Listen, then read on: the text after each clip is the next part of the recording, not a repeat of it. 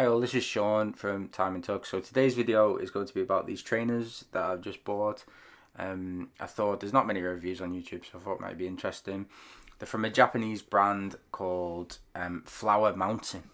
I'd never heard of the brand before, but I was browsing in a shop in Liverpool and I saw them and I thought they were cool. They're pretty cool looking. Something a bit different, but not too out there and not too different.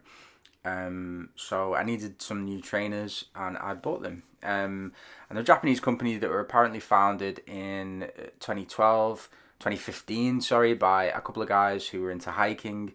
So that they're intended that you can hike in them. So the soles are a bit thicker and a bit more resistant than you might normally get in a pair of trainers. I've just come from Adidas Oswegos, and they're like really soft and really comfortable. These are not so much like that, but I wouldn't say they're uncomfortable. Another thing is I noticed when I bought the shoes is that they do have a cork insole. Apparently that's a good thing. It keeps your foot dry and prevents odor and things like that we don't really talk about. So yeah, that's one selling point. These are pretty expensive. They were on sale, but the retail is £160, and it says about being a Japanese product. They are made in China, so Japanese product and design maybe, but made in China. So here are the trainers.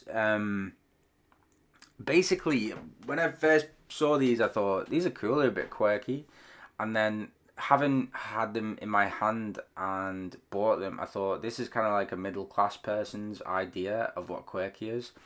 Not too out there, not too fashion forward, but like quite colourful and quite interesting looking. They are, in my opinion, quite stylish, but they're not like really fashionable, I wouldn't say, as trainers. You could imagine a lot of say middle class people wearing these. I've worn them for a couple of days and they're quite comfortable, but what I would say is they're not as soft as you might imagine a pair of trainers to be. Maybe they're designed for hiking, maybe that's the reason. Also, I did think at first that these were going to rub, but they don't, which is good. Various colours, and they're called Yamano 3, so I guess it's the third edition of this particular style. See the sole, it's kind of thicker, and the idea is apparently that you can hike in them, but I mean, I don't know who would hike in these because they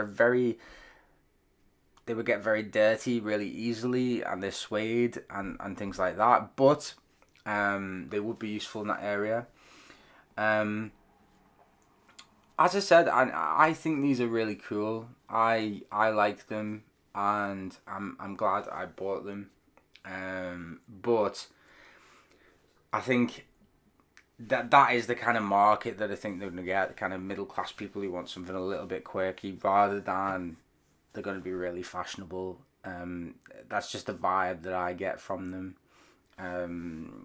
Whereas someone who wants fashionable quote unquote trainers may get, I don't know because I'm not fashionable, but some a more recognized brand. That's another thing, I don't really like newer brands because I do think brands have to earn some respect, but I did like these trainers and that's why I bought them. Here they are on my feet, with some jeans, and I think they look pretty good. I think they look cool, but not too kind of quirky and not too out there. I'm almost 40, so I don't want a pair of trainers that are really, really out there. And I think for me, when I think retro, I think of the 1970s. So when I was younger, I liked Samba, Adidas Samba, and trainers like that. Whereas I think the 90s and the 80s are a bit more in nowadays. I don't think these are 90s style.